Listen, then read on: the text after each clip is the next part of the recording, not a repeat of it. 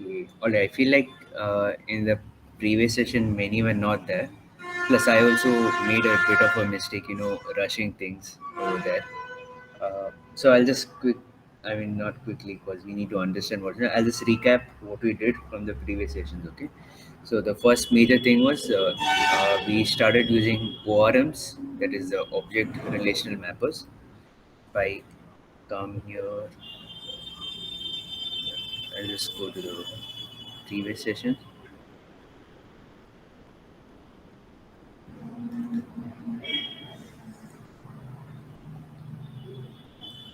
I think it should be this.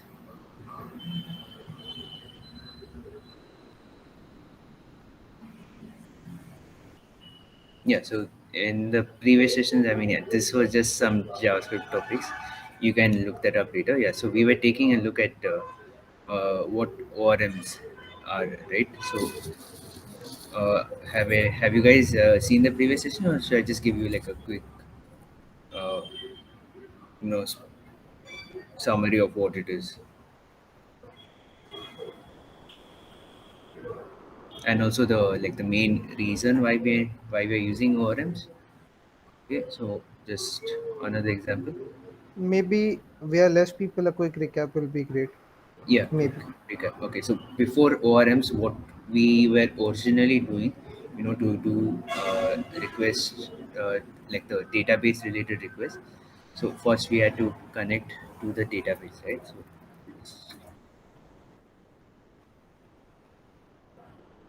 yeah, so we thought initially I showed you two libraries, right? MySQL and util. So that those were the libraries that we were going to use, to connect to our database and send queries. So yeah, here is I'm just creating a is you use the MySQL create connection method and you pass in the database variables, that is the host username, password, and the database name. So all that will get passed as an object and over here. And yeah, we use util to allow us to send easy from I mean queries in an easy way. How exactly, right? So I'll go to npm days and show you how we used MySQL.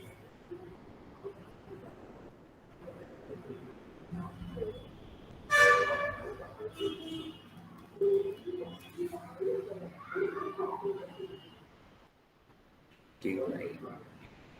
Yeah, okay, that's all. Yeah,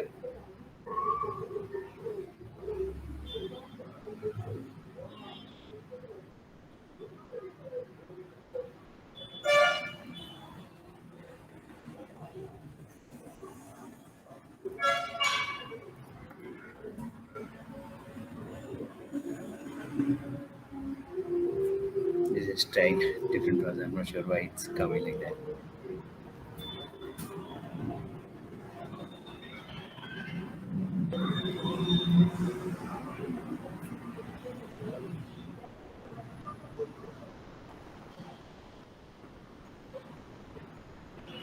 Okay, right. So see, first thing is you have to create a connection, right? So we're using the MySQL create connection method, and we are passing in the host username, password, and database. If it's in your local database, you don't need any pass uh, any password, and your username is just your root. So I've saved that all in the env over here. You can see the your DB name is obviously the project DB, the markdown block. Your host is your local host, no password because in your local environment you don't do not require one. And yeah, your username is root, so that will be here in our case.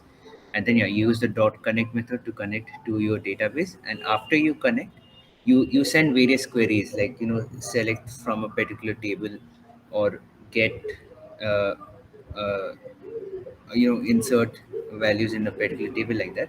So we used to use the dot query method. Dot query takes the query as a string. That is the we had to remember the SQL syntax for this. And after this passes, it takes in a callback function. That callback function has three arguments: your error, your results, and your fields. I've personally not used fields over here. So in this case, if there's error, it will throw an error. In this case, like suppose say you wrote a wrong query, or there's a like a syntax error, all that will be thrown over here, and yeah, it won't be updated in your database. But if it was a successful query, it will give the results in our case over here, right? So uh, but then think of this way: if it is a large project, you would have to use like connection.query every single time, and you would have to have separate functions to handle each like separate callback functions to handle each of these queries. So it used to become very complicated. So instead of doing that, we use the util library to help simplify this process. So yeah, you can see I'm using the util.promisify method. I'm passing in the query method over here, and then I'm binding the whole object, the connection object itself to this. So what this does is I can like this allows me to pass in the query into the send query, and this send query directly returns me the error and the result. So it simplifies the process of me sending queries. So if I come back to here and just give you an example, user.js. This is an old project. Okay, how we actually used to do it. So there, you had to write queries like this, like get select all from user details, or select username from user details. So yeah, these queries we had to write it, then use the query method which we just created. Yeah, so you can see it will either return an error. If it is an error, it will uh, throw an error and it will come in the catch block. Else I will be returned the whatever was the if it is a select, it will select the query, and then it would return me the object from those select queries. And yeah, if it was an insert, yeah, then it will return me a successfully inserted and all that, like this. Okay, but then again comes the issue, right? I have to remember the SQL syntax. Sometimes there are some complex queries that are really tough to do, and yeah, it's really kind of mind bugging to come inside the code and update all of these. You have to. It's a bit tough to read all of this. So that's where ORMs come into play, right? Uh, so yeah, you can see the main idea behind ORM being that there is a class. Here, your class, right? We were seeing constructors also, class constructors. So that class, it maps to a particular table, and whenever you create an instance from a class, it gives you an object, right? That object is basically a row or an entry in your table. So that is just a straightforward gist of how ORMs are. Uh, so we were using the Sequelize ORM. And for that, if you want an example, I can just give you one quickly. You have your class, right? Class user and your just a second, please.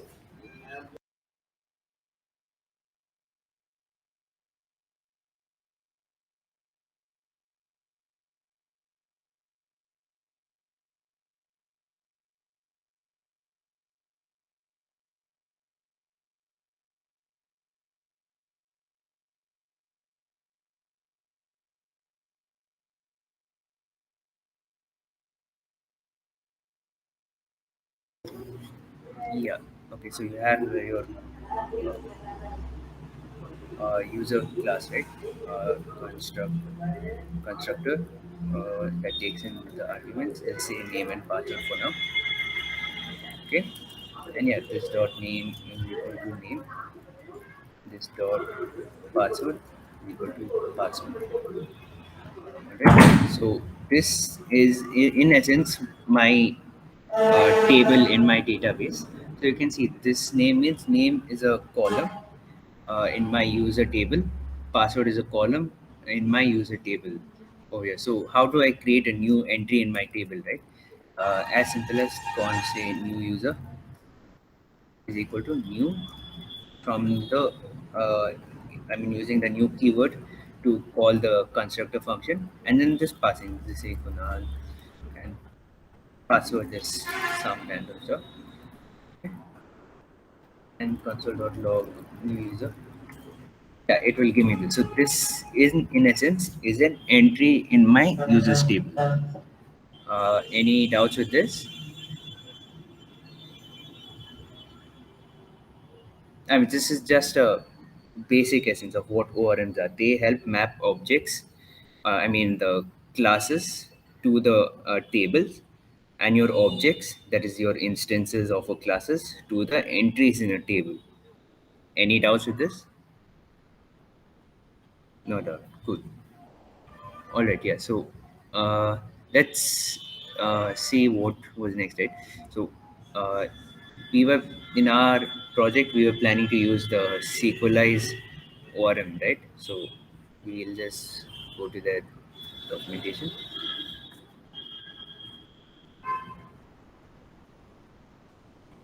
Okay. So in the case of Sequelize, we need to have the driver for that particular. Driver in the sense the library for that particular service we are going to use. So in our case, it's MySQL, but instead of MySQL, it's using MySQL 2. So yeah, uh, I'm not sure of all the differences, but yeah, we have to use this particular library. Yeah, and next, just this same way. How are we connecting to the database? First, you need to get the SQLite library. Then again, you're creating a connection instance in this case. So yeah, we are passing the database name, the username, password, which host and which service dialect you could think of as a service. So we have to put MySQL over here, and what this does is it creates a connection, right? So after creating a connection, you want to test whether the connection is strong, or is the connection really there. So you can use this connection instance over here and the dot authenticate method on it, and yeah, that will if it's there was an error connecting, obviously it will go in the catch block, else it will console log connection. Yeah, and you can even close. Over there, it was a connection dot end in the case of MySQL alone. This is for SQLize, right? Uh, yeah, this was connecting to a database, right? Uh, okay, so yeah, I explained till this much. We even made like a simple user model. If I come back to this one, you can see in bottom we did make like a small test with SQLize.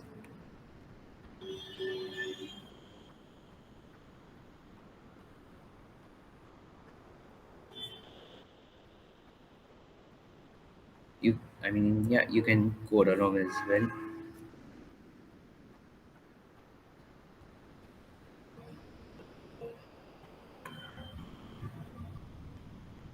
Right. So we had a db.js.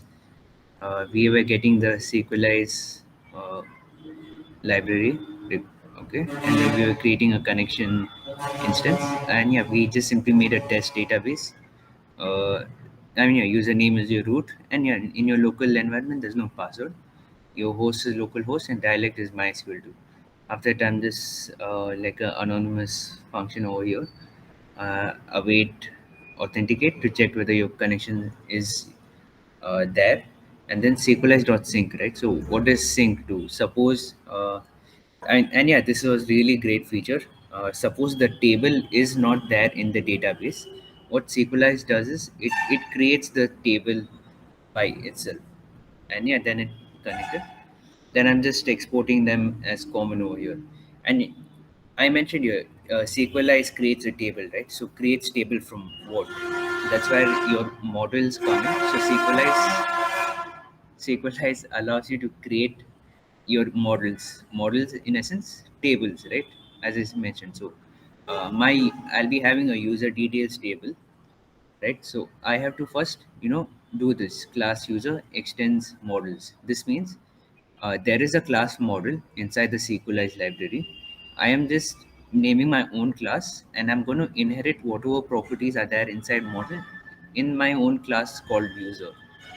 Okay, and from there, whatever properties are there in model, I can use it in user. So yeah, model has a property in it, so I'm allowed to use it in user.init.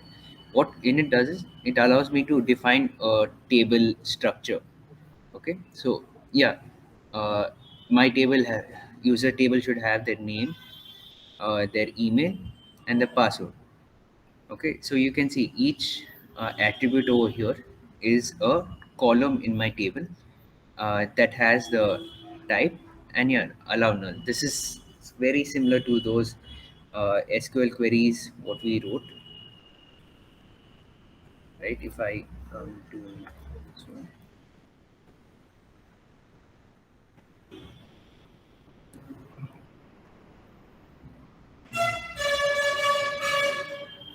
right? So we wrote these queries, right? You us writing it like this is nothing but what SQLize will do is it will map it into SQL into an SQL query. It will send it to the SQL database. The database will compute, give a response in its SQL format. Then SQLize will convert that back into, in our case, JavaScript readable code. So that is what we need over here. And yeah, so it's more understandable. And yeah, a lot of things are much easier to do instead of us doing it manually.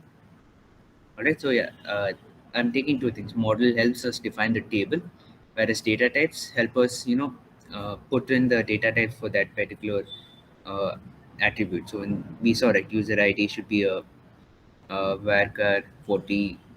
Uh, the full name should be a tiny text. All these are data types that we assign while creating our tables. Similarly, in this as well, we have to assign a data type, right, for each column. That's what we are doing. So data text dot string is nothing but your varchar in this case. So if I come over here, put space, I'm not sure it's not showing up, but yeah, if you read in the documentation, your data text or string is nothing but your varchar. If I put over here, I can specify 40 again, right? So a variable length string, default 255, right? And yeah, allow null is basically not null that we put in the table. And uh, one more thing is the what SQLize does is if we don't provide a primary key, it automatically creates a primary key for us with the attribute ID. So a lot of things is being taken to care by SQLize in case we do forget something. Okay, and yeah, the second thing about this init, right? So init it takes in two arguments.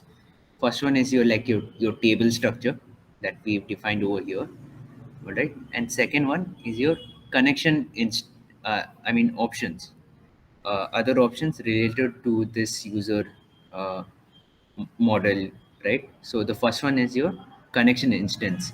So I'm getting the SQLize connection instance from my require db.js, and you can see I've created a connection here, right? The same thing, I'm just passing it into my user dot init as the options, right? The first options. And yeah, this is a compulsory one because it will bind to this user model. So whenever we use this user model later, it will use this connection instance to make queries and receive them back. All right, and then yeah, it's not limited to this, right? So there's a lot of properties. Then we have the model name, right? Model name is nothing but my table name. What name should the model or should the table have in the actual database? So yeah, I'm just following the SQL convention by placing underscore. Okay, and yeah, hooks. Yeah, these are pretty useful. Okay, so what exactly are hooks, right? Uh, the formal definition is hooks are basically certain functions that run before a sequelized cycle. So, what exactly is a sequelized cycle, right? So, before we get to hooks, how do we exactly create an entry, right? Uh, there's a pro. Now that I've defined my uh, user model here, I have to just use a user.build method and I have to pass in those same uh, attributes over here. If I don't pass one, it will not create one. It will tell that null values are not allowed, so it didn't update the table. Let's just see it in action. I'll just start Sam, and I'll just Yeah, I think this one should already be there. Just delete it.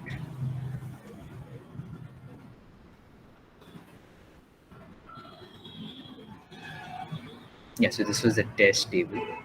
I'll just drop this table right now. Drop. Okay.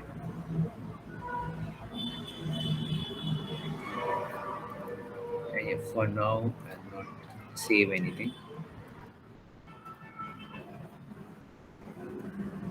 And I'll just run this code. Oh, yep, my bad. Uh, got to run. Done. To install those packages. Good.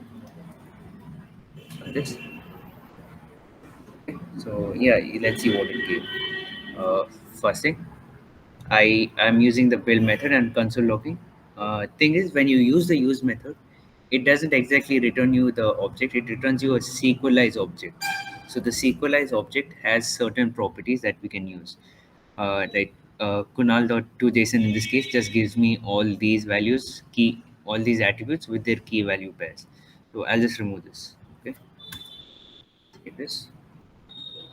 Before that, you can see over here, create table if not exist. Right, so I'll go back here and reload, and you can see it created the table itself, even though I just dropped it now. I'll come here, it will be empty, right? Okay, and then I'm just console. I'll just run this again. Okay, I'm just going to console log the whole object that I get from the user.build. So it gives me a lot of things. User details. Yeah, that is the model name. Makes sense. Then the data values. What were the previous data values? In this case, it was a new model. So yeah, all are undefined. What have been changed? Is this a new record? Yes, because I just built it. And yeah, so these are the properties that come with that. Yeah, and yeah, so I can use the dot to JSON. What this does it only gives me the key value pairs that I actually need in this case. So I run it again. You can see it gives me as I told you, if there is no primary key, it will automatically create an ID, which will like have an auto increment not null. The name that I just passed here, right? The email and the password.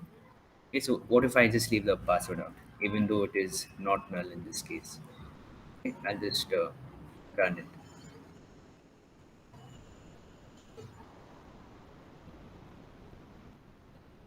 Right, it did console log, but when I try to save it that time, you'll see that there will be an error. I'll just take out these as well. Okay, so I've created my this one. So how do I actually save it in my database, right? So I have built the model here, but it is just an instance in my code right now. How do I save it in my database? So I am using this anonymous self-calling function. That's what I've called it for now. I'm not sure that is. Yeah, so you can call functions like this. So it's an asynchronous self-calling function. And within the try catch block, I'm just doing await and doing the dot save method on the instance, right? So and now if I run this,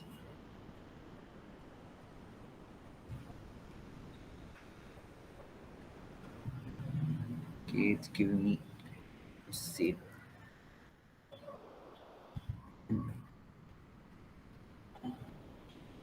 Yeah, so first I'm console logging this. It's a object in my local code, but next I'm trying to save it, right? It's giving me this not null violation. User details dot password cannot be null. Cool. So it checks it for me. I don't have to do any additional checks. SQLize does it for me. And if I come to the database here, reload, you see it won't be there. It won't save it because it's violating the validation rules. Okay. So I have to provide a password. So I'll just come password. There's some nano. Okay, run this, and yeah, so now it's all it all got correct when user saved. Unlike last time, there was no user saved. So yeah, now if I come back here, reload, And yeah, it's here. As I told you, the ID is auto increment not one, so started with one, and everything came here, just what I needed. And yeah, you see, we didn't have to write complex queries like I did or in this case. You don't have to remember the SQL syntax also as a matter of fact. Just the concepts and theory, if you remember, you can use SQLize in a very easy way to, uh, co- manage your database from your Node.js application. So yeah, we don't need this anymore. If you notice, there's two additional rows that got created. Sorry, columns. You're created at and you're updated at. So this is also something SQLize creates by itself, right? So when created at, in our case, we wanted one, right? It was registered at for the user, and updated at, we also wanted one. That was last login. So it was quite beneficial in our case, right? Uh, but suppose some cases you don't want to use it, you just have to come to your options for your table, okay, and you have to just put timestamps false. Right, so this will disable the timestamps in that it creates by itself, but you have to make sure this is done before the table is created. All right. Okay. We'll know that for now. Any any doubts so far about the SQLize ORM and how it makes things much easier?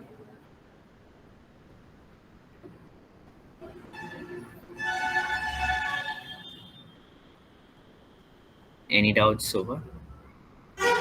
All right. All right. Cool. Yeah. So next was hooks, right? So uh, a second. Cool. All right. Next was hooks, right? So now say we had a criteria whenever a user creates a account, we have to not store their password directly. We have to hash it and we have to store it, right? So our original approach, what would it have been? When the user creates an account, take that password. In that same logic, use the bcrypt.hash uh, method, right?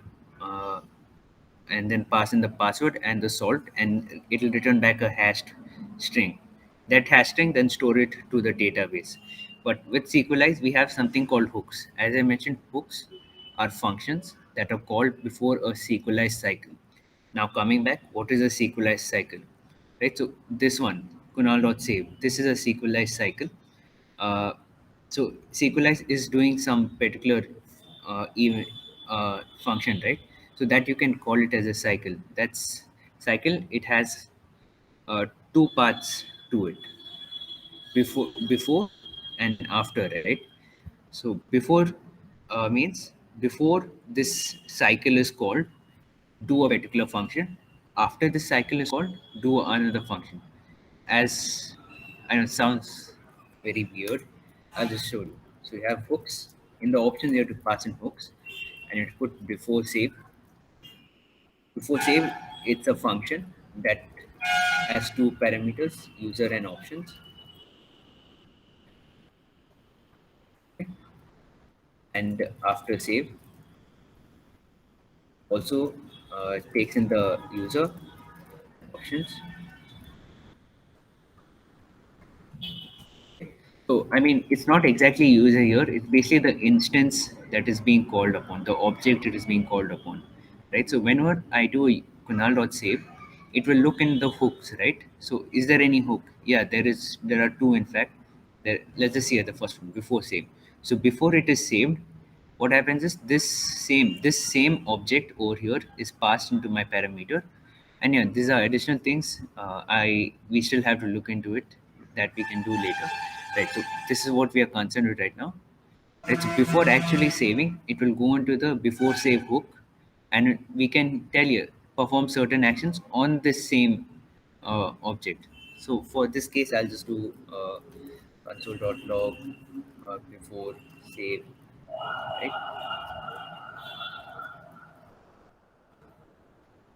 And yeah, after save, okay, I'll run this again. Okay, so you see, well, let's just go in order, right? So I'm console logging the object itself first, right? Then I'm in my function, I'm calling the dot save method. So before actually saving, it's here you can see before save. Then only all the SQL commands are running, right? Then after save, and yeah, user saved.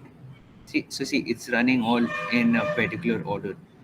So how can I actually use it, right? So as I mentioned, hash the user password, right? So I can just do user dot password equal to user dot password plus I'm just doing a mat dot random, just a random string.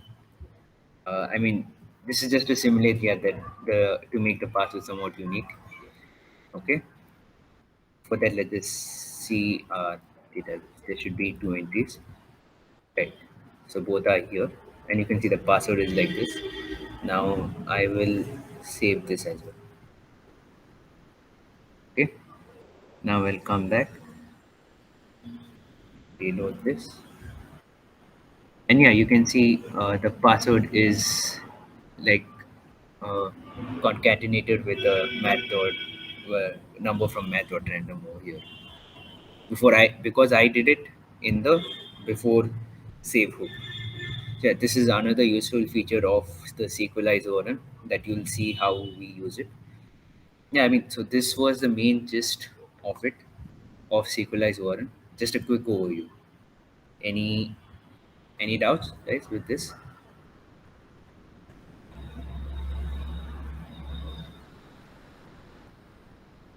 I mean, this was all about not all, just just what enough knowledge we need to use Sequelize as of now.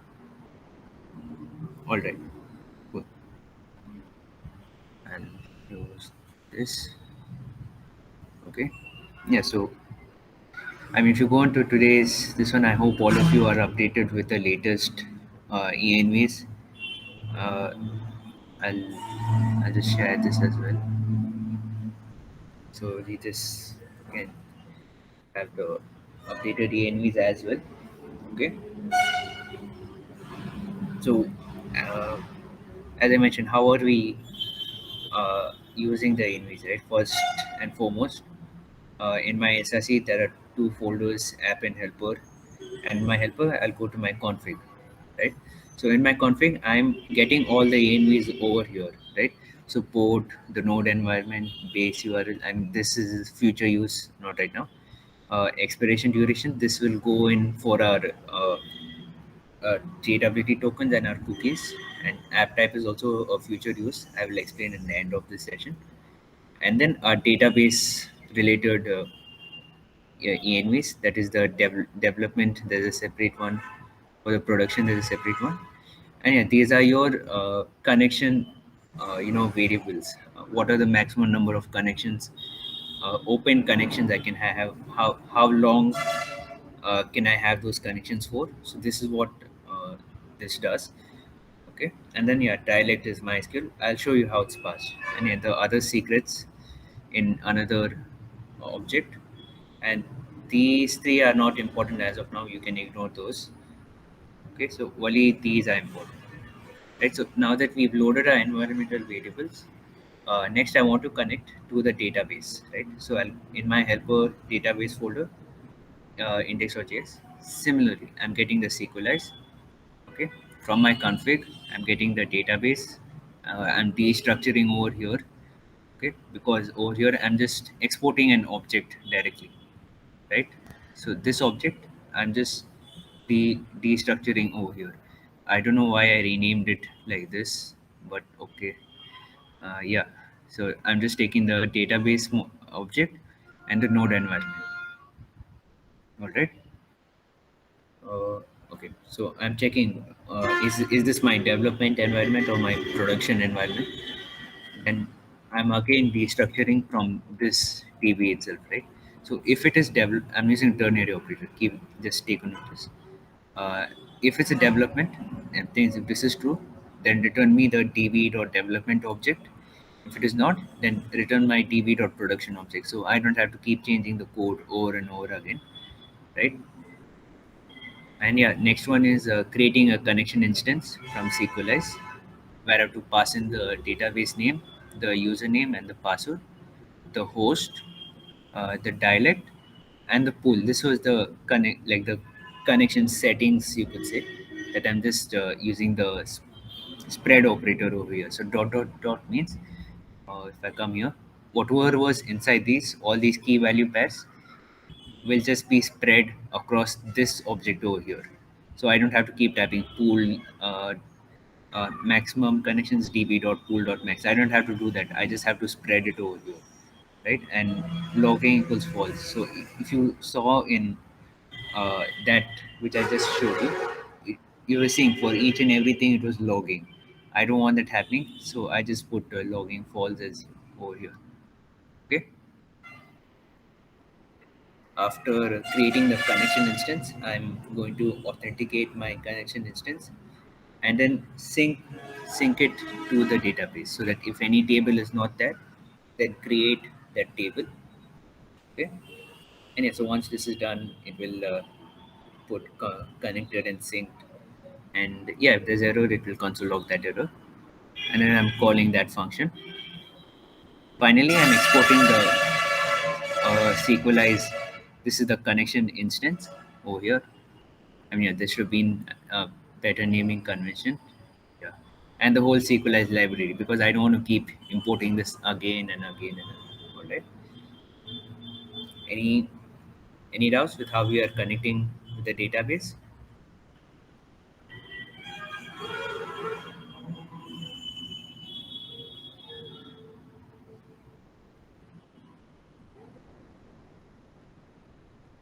I mean, see, once I start the server, you can see all of these running. But any doubts about this particular part of the project? You know, the env is loading them all into a config file, and then connecting to the database using SQLize. And what I showed you now was for our very own project, right? So you can see this is our own project. So this is how we are connecting in our project. Any doubts?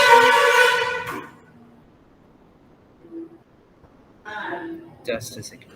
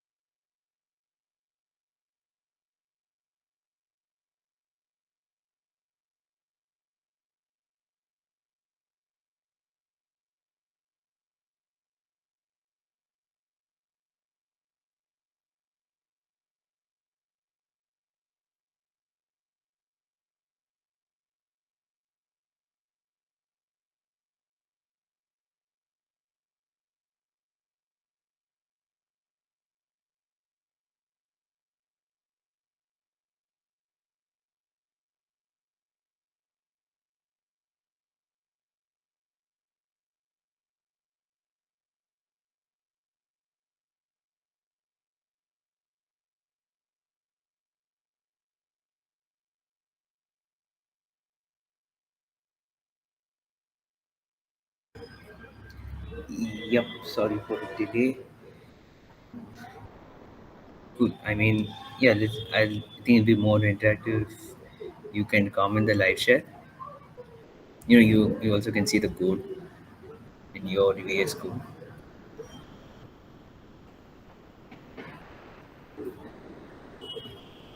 Yeah, so feel free to drop in, you know, and see the code in your text editor.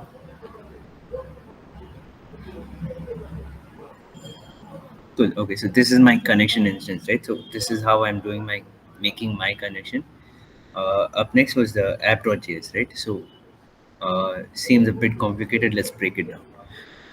Obviously, first getting the Express. I'm importing Express. Okay, then I'm getting cookie parser.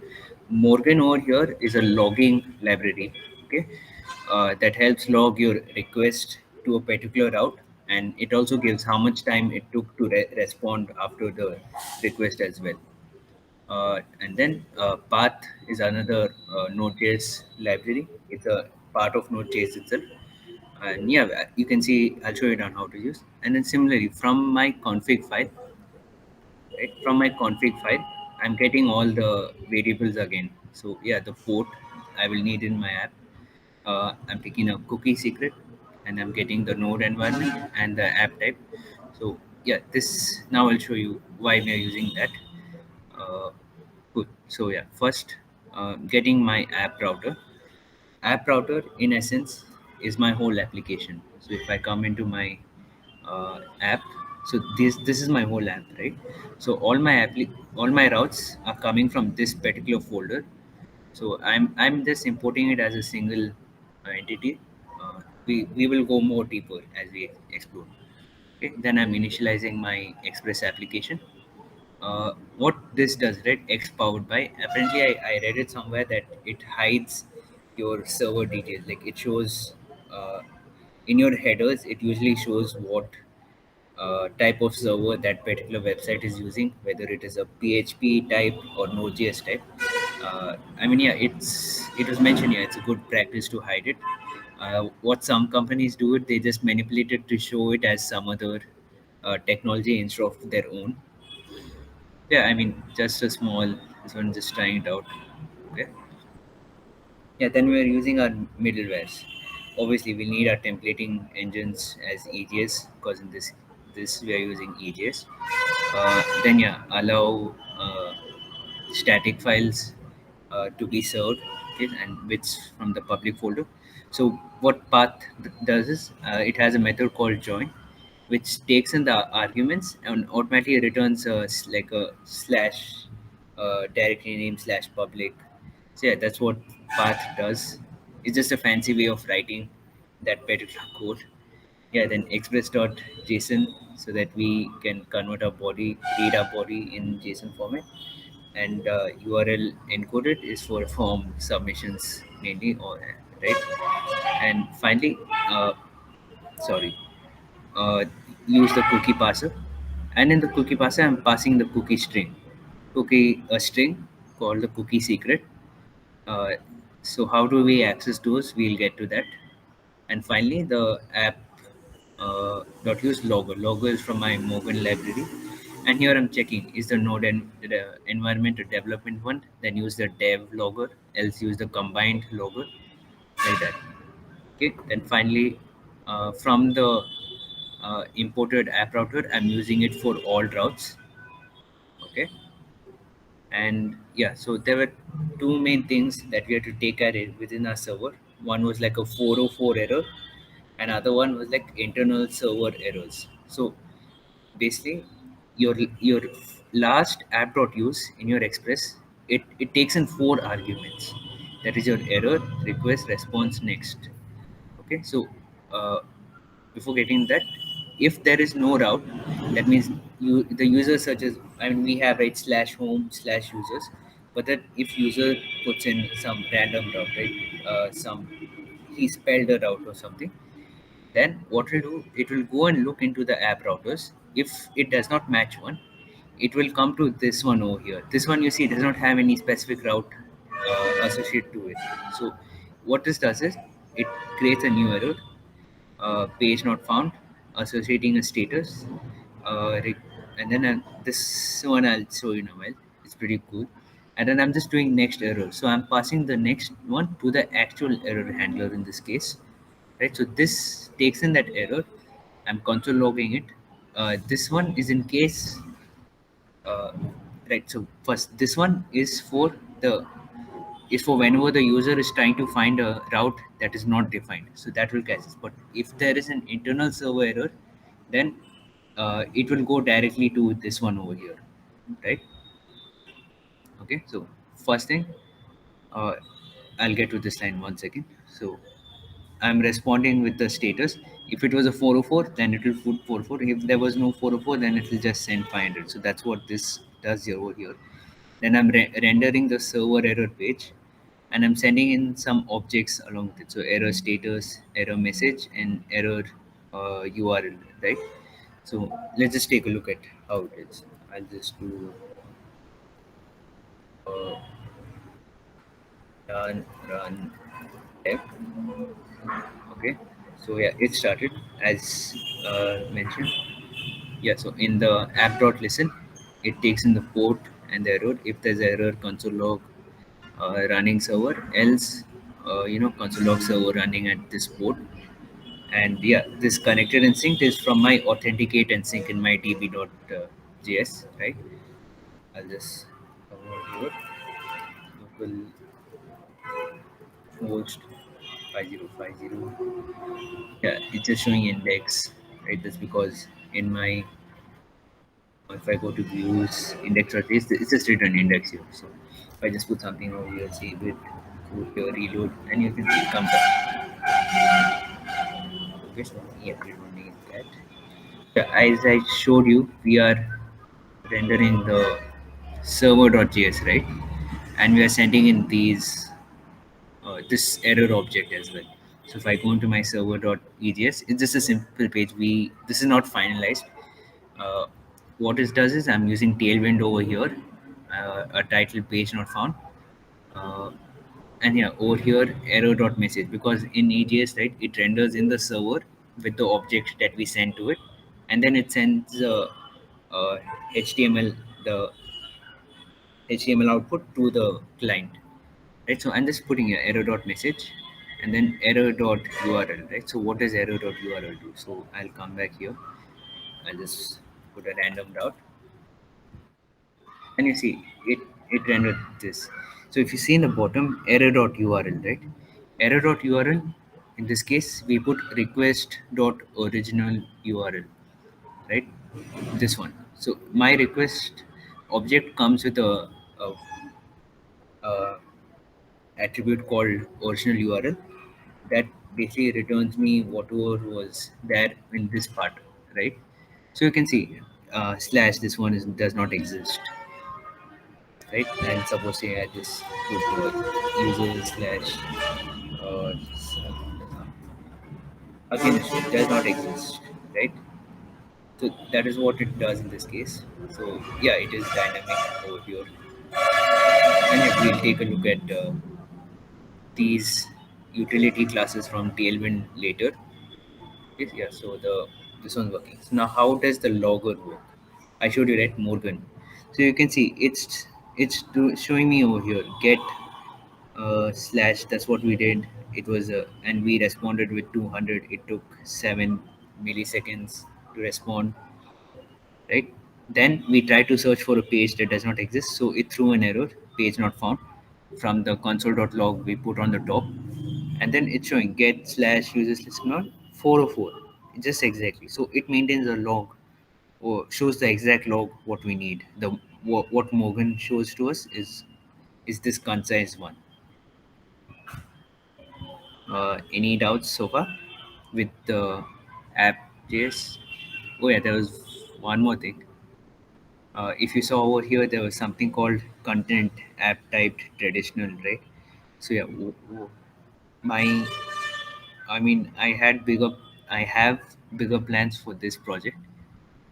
Basically, this same backend we can use it for a React application as well, right? So we are rendering only certain pages.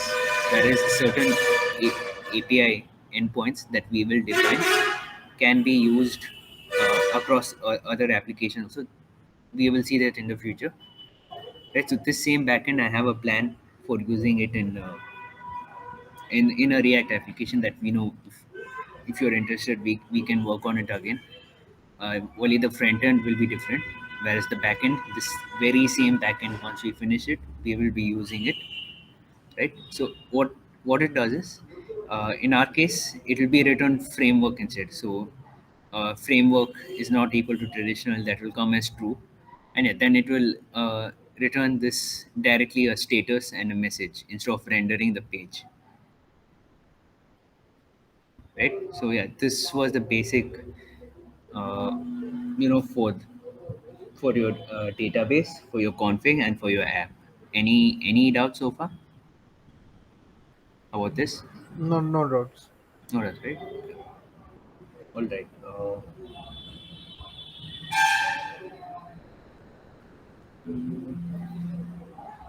Okay, so uh, are you guys also clear with the MVC framework that I explained a while back? The MVC one, model, uh, view, and control. Clear with this one?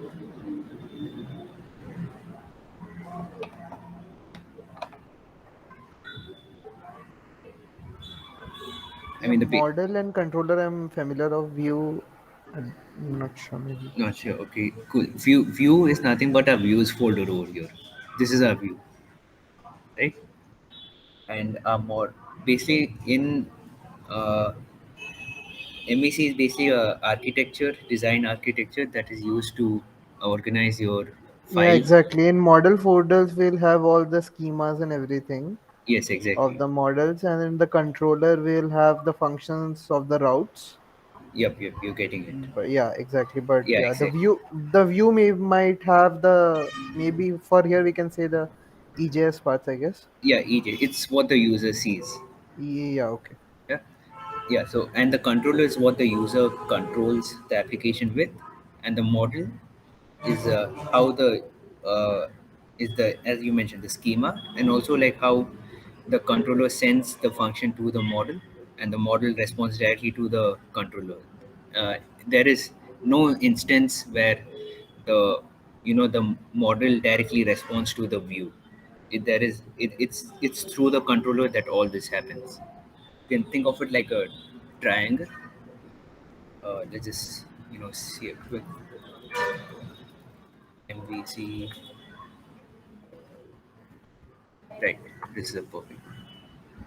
Right, so this is not how our MVC works.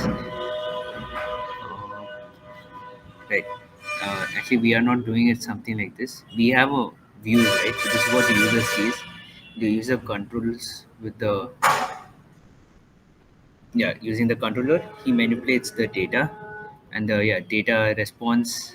I mean, not directly to the view. It's actually a request response cycle in the within the server, and from the server we are going to send it to the view. In our case, all right. I might have gotten that part wrong. Okay, no issues. Cool. So this was the approach A setup. Okay, so in our very own, I'll just close all of these. We don't need these. Okay. Neither the config nor the help. Okay, so we'll go into our main app, right? So as I mentioned, we were not going to follow the traditional MVC. We are going to do a modular MVC. Modular means for each feature we will have a controller model, and the view is obviously this has to be in the views folder. That's how EJS is rendered. Okay, so the controller and the model, and in our case routes, right? So all of it will be within a particular feature. So all user related features will be inside the user folder. All comments related feature will be in this, right? Okay, so if I go to my uh, right, so we'll start with the model. Okay, so I'll close this and close this as well. Simple. So what are the things we require with the user model? I mean, I just ignore all of this. That's just some extension that just shows how much uh, size does the actual file take. Okay, so first one was your nano ID, right? Nano ID generates a random string that we need for like a unique ID for a user. Then JSON Web Token, we already know what it's used for authentication. Okay. Then our pcrypt to hash passwords. Moment is a date library, date time library that helps convert, the JavaScript dates into human readable dates, so we don't have to create our own function. And yeah, it's a really great one. You should. The documentation is mentioned in our own documentation as well. And yeah, so then as usual, we're getting the same thing that we did. I showed you there. We are getting the connection instance, we are getting the SQLized library and restructuring over here, because these are the only two things we need: the model and the data types. Finally, from my config file, I'm getting the expire duration, that is 1 day over here, and my secrets. So my secrets has lots of things, right? And so I'm just destructuring what I actually need. I need the JWT secret, the nano ID length, and the salt rounds. Okay, and we had discussed that there will be two fields in our database that will be like a string type. I mean, they will be object, but we can't store objects in SQL, right? So we have to convert them to string and store it. So I am doing something like this. We will see why in a minute. Just a second.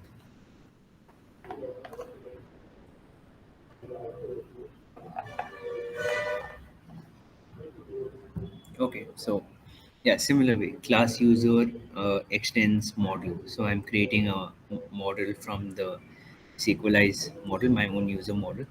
Okay, then I'm doing a user dot init. So the first argument is basically all the attributes of the table, or the, you could say, the columns of the table itself. Okay, so I'll just close all of this. And yeah, so this, what was the basic things we had discussed that are more database schema for the user table should have, right? Right, over here, the user ID. Getting that, I'll get to that. Yeah, the user ID, the full name, username, email, bio, links, image, the hashed password, when was the user registered at, and yeah, the last login. Right, so these were all the things for my user. Okay, so I'll come back here. So first thing, user ID. Let's take a look. It's a type. Uh, Data type of string means varchar 40. Okay.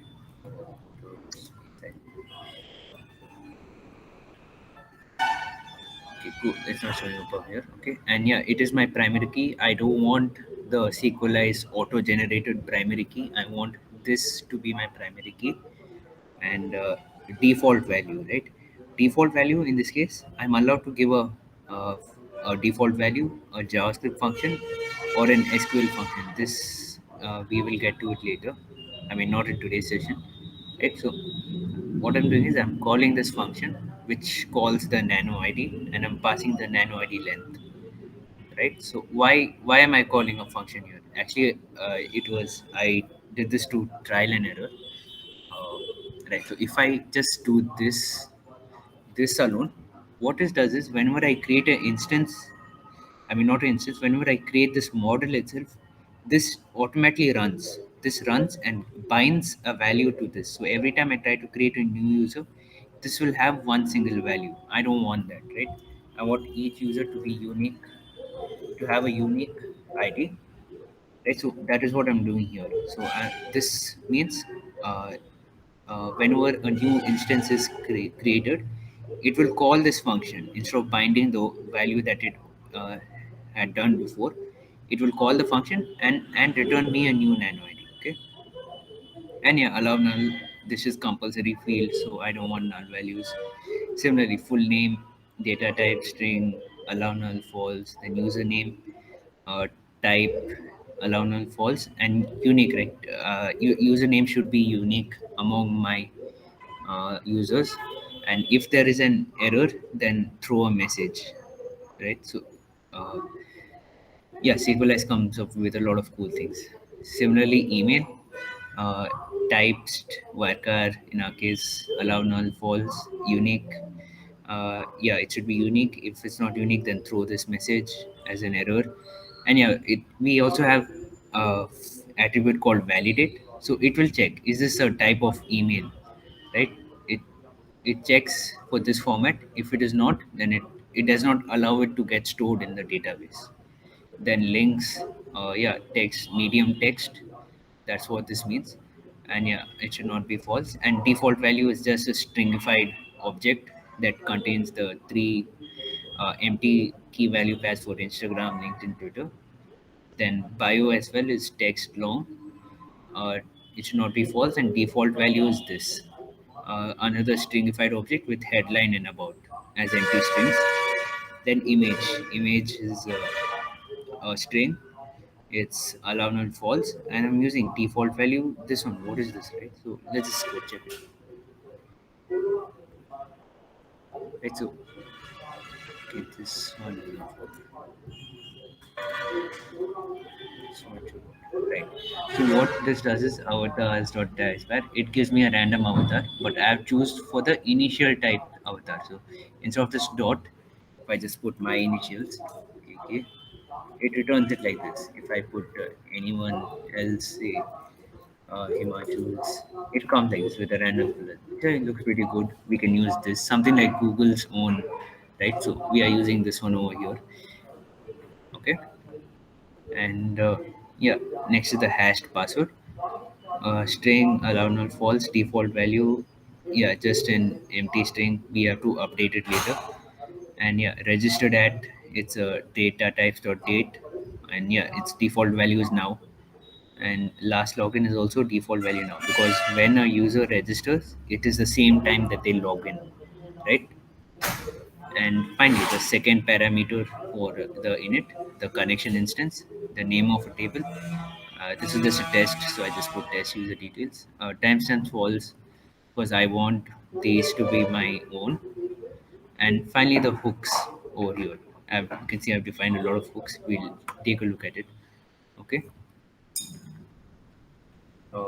Right. So before we take a look at the hooks, you must remember we studied about methods in uh, classes, right? Can anyone recall what methods were? No, methods and even static methods. Any idea? Functions, you mean, right? Yeah. If you thing is when you the thing is when you uh, define a function in a class, it's I don't know. It's just become a convention to call it a method, I guess. Yeah, exactly. Yeah. It's So the yeah, same thing. yeah. So do you have any idea between these two methods and static methods?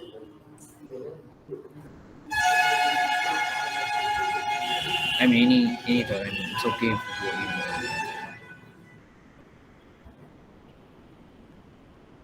I mean, if you saw, methods were those that we call on the instances, right? But with a class user again. Yes, I'm not doing it much constructor. I'll just put name. Okay.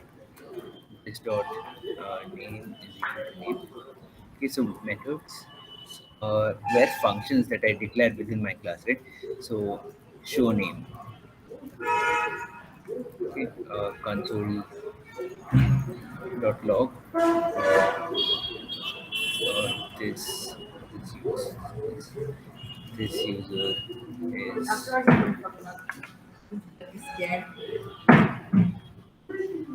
okay. Dollar this dot name. Okay. I mean, I ignore the error. It's not. So if I do const say user is equal to person name equal to user dot show name. Yep, cool. You can see it created. I mean, not created. It consoled exactly this. So methods are what I call on the instance of that class, right? But what if I do this? There's something called static. Uh, add new detail or something. Or let's just go for and just control something. I'm not very good with examples. Okay, that this does control dot log. It's passing something. And it's param and this param over here as well. Okay. So now let's see if I try to do new user dot console something and I just pass in random string. It's yeah, this one's working. That's well and good. Let's comment that out. It's showing console something is not a function for this one, right? But then if I do user dot console something, that means I'm calling this on the this class itself. So I'll bring this top there. Wait, I'll clear run again. So you can see. I mean, yeah, let's just put this as inside class inside object and yeah, run this. Yeah, you can see inside class, but then it's throwing me an error, right? So what static basically means, static methods are those that get bind to the class itself, to the one that is being created, where it's being created from, right? So that's the main difference. So if I come back to our code, right? I guess we are get. I'll try and wrap this up before 6:30. Okay, so I will explain this quickly. You can check up the code later on. Okay, so this is my class, right? Remember, I'll open this up. So I have method over here, generate hash password. So this is not a static method. This is a method that runs on the object itself. No, so it takes this dot hash password is equal to bcrypt hash synchronously in this case, and yeah, it takes in the hash password and the salt rounds. Okay, generate default avatar. Straightforward. So the full name, right? In our case, it's say my name is Kunal Keshan, right? So the first two initials are K and K. So there'll be a space between Kunal and Keshan. So dot split removes that. It returns me an array. I'm mapping with that. So there'll be two words, right? Kunal in the first one, Keshan in the second one, and then I'm doing word dot charet. That means whatever the first character of that word is, take it and return. Dot map returns a new array, right? So with that array, I'm again using the dot join method. So this one over here,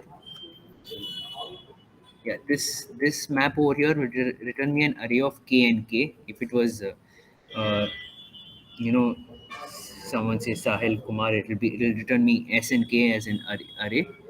And yeah, the join method joins the array with whatever is specified over here. So I'm specifying join with no space in between.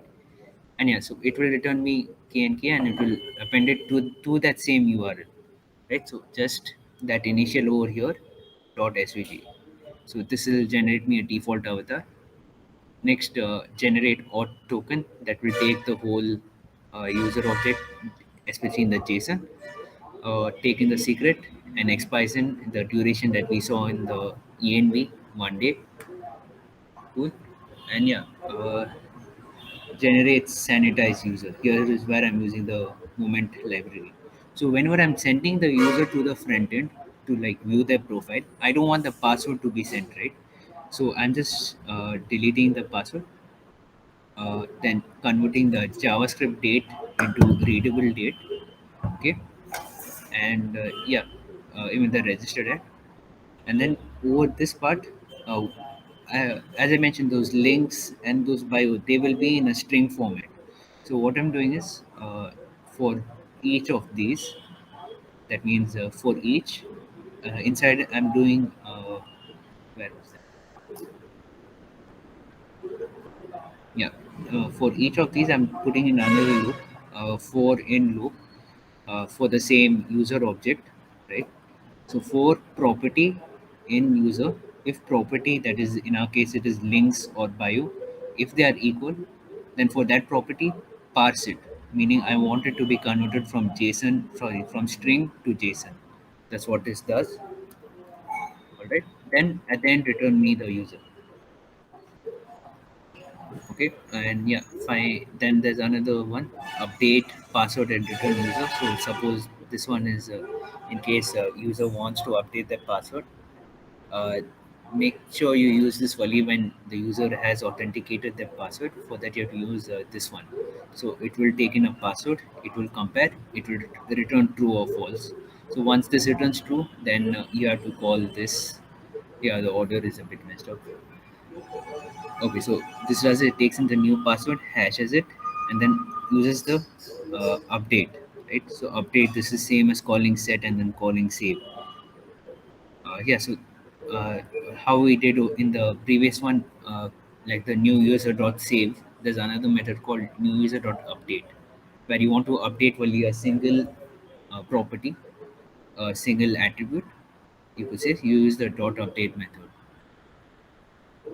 Yeah, fine. In this too, these are same things that takes uh, that converts the those string values into objects, and this one converts from object back to string. And one static method I have, get user from auth token, right? So in this, uh, we will, this is not important right now. Okay, yeah, so you can see in the hooks before save, whenever I create a user from user.build, it will have the attribute is new record. If it's true, right? If it's true, then not of it will become false, right? So it will not exit the function. It will do all of these. Yeah, so this one we don't need. I don't know. Right, so if it is a new user, then yeah, then create a default avatar, hash the user's password, and yeah, convert all of them just in case, and save it to the database, right? But then you see, if I do a dot update also calls a dot save in this case. So I have to check. In this case, it will be false, right? So because the user is already there in the database, so this will be false, and a not of it will return true. So yeah, it will exit the function instead of doing all of these all over again. Then yeah, after save, convert back to JSON. I don't want to keep it in string. I can use it in JSON in my database if needed. And yeah, similarly before update, convert it to uh, string. Convert those things to string. All these. Alright, so this was the models for our user, and how are we using this model, right? So if I come to a controller, uh, I guess this would take more time. I will just show one or two controllers. Okay, so I'm getting the model from user model from my model because I have exported in the bottom, right? Direct export, and yeah, the validator is another library that is used for validating. Render app page is nothing but the request dot response dot render in a custom format. I guess we'll explore these functions in the next one. Okay, and the expiry duration. That's what I need. Okay. So just a simple route. Exports is username unique. Okay. It takes in the username from the requested body. So I'm doing a check. If there is no username in the body, then this will be undefined, right? And a not of undefined is false in Boolean, and a not of it will give me true. So throw new error. Request body should contain username. Then again I'm doing type of username. If it is not equal to string, then throw another error should be string. And I'm defining a length for the username. It should be uh, okay. I think I did the opposite over here. Okay, yeah, no, no, this is correct. If I want it to be above 8 and below 16, right? So I have to keep the opposite conditions in my conditional statement. Yeah, so if it is below 8 or above 16, then throw another error because it should be within this range value. Finally, if it passes all these checks, yeah, then you know use the user dot find and count all.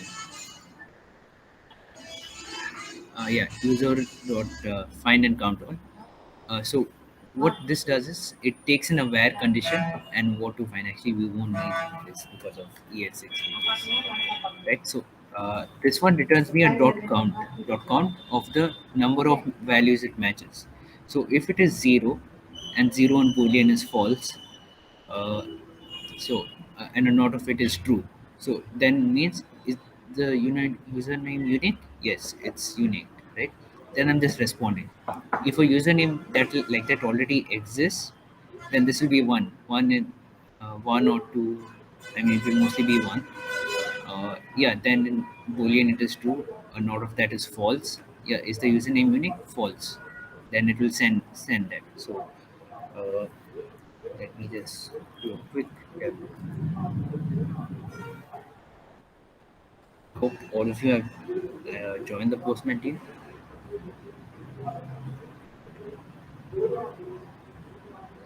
So these all I've like almost finished the user.